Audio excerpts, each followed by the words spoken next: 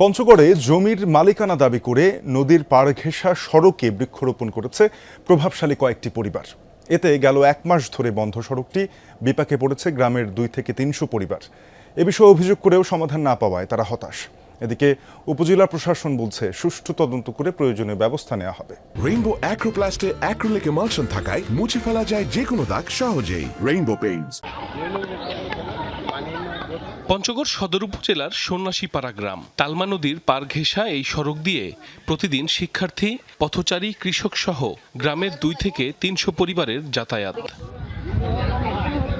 গত কয়েক বছরে নদী ভাঙনে 12 ফিট সড়কের কিছু অংশ ক্ষতিগ্রস্ত হয়।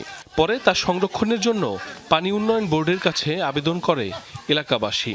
গত অর্থবছরে 27,67,000 টাকা ব্যয়ে 100 মিটার এলাকায় জিও ব্যাগ দিয়ে নদীর তীর রক্ষায় কাজ করা হয়। এর ফলে সংকুচিত হয়ে যায় নদীর পার ঘেঁষা সড়কটি। এর মধ্যে নদী তীরবর্তী জমি নিজেদের দাবি করে সেখানে গাছ রোপণ করে প্রভাবশালী কয়েকটি পরিবার। এতে যান চলাচল বন্ধ সহ ভোগান্তিতে পড়েছেন কয়েক হাজার মানুষ।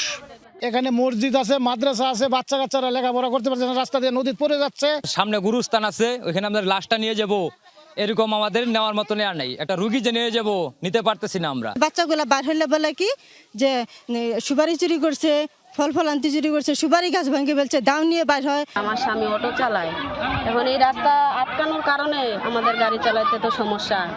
তবে অভিযুক্তদের দাবি সড়কে নয় বরং নিজেদের জমিতেই গাছ লাগিয়ে বাঁশের বেড়া দিয়েছেন তারা। যদিও পানি উন্নয়ন বোর্ড বলছে প্রকল্প বাস্তবায়নের সময় এ বিষয়ে কোনো আপত্তি জানায়নি জমির মালিকানা দাবিদাররা। এটা কিনা জমিন, আমার 12 ফিট রাস্তার নিচে পড়ে গেছে, 12 ফিট আমার উপরে আছে। আমার এখানে 1.5 বিঘা জমিন কিনছি আমি সরকার আসছে এখানে বাজেট নিয়ে রাস্তা বাঁধার জন্য। আমি বলছি যে ভাই রাস্তাটা তো এটা আমার, ভাঙে পড়ে গেছে আমার, আপনারা পিছায় রাস্তা বাঁধেন। কাজটি যখন বাস্তবায়ন করা হয় তখন স্থানীয় জনগণের সহিত আলোচনা করা হয় এবং অত্র এলাকায় যে মানুষের যে রাস্তার বা জমির বিষয়ে যে ক্ষতিপূরণ, এই বিষয়ে আমাদের কাছে কখনো দাবি করা হয় নাই। বিষয়টি তদন্ত করে প্রয়োজনীয় ব্যবস্থা গ্রহণের আশ্বাস দিয়েছে উপজেলা প্রশাসন। এটা আমি যে রিপোর্টটা তার নামে, রাস্তাটা ব্যক্তিগত না সরকারি, বিস্তারিত দেখার জন্য আমি দিয়েছি। তহসিলদার জানালে তারপরে আমরা কোনো পদক্ষেপ নিতে পারবো। আর কি রিপোর্ট আসলে যদি সরকারি রাস্তা হয় তাহলে আমরা খুলে দেওয়ার উদ্যোগ নিব, আর যদি ব্যক্তিগত হয় তাহলে আসলে সবার সাথে বসে মীমাংসার দিকে যেতে হবে আর কি। সড়কটি আগের অবস্থায় ফিরিয়ে দেওয়ার দাবি ভুক্তভোগীদের। সাইফ আহমেদ, যমুনা নিউজ।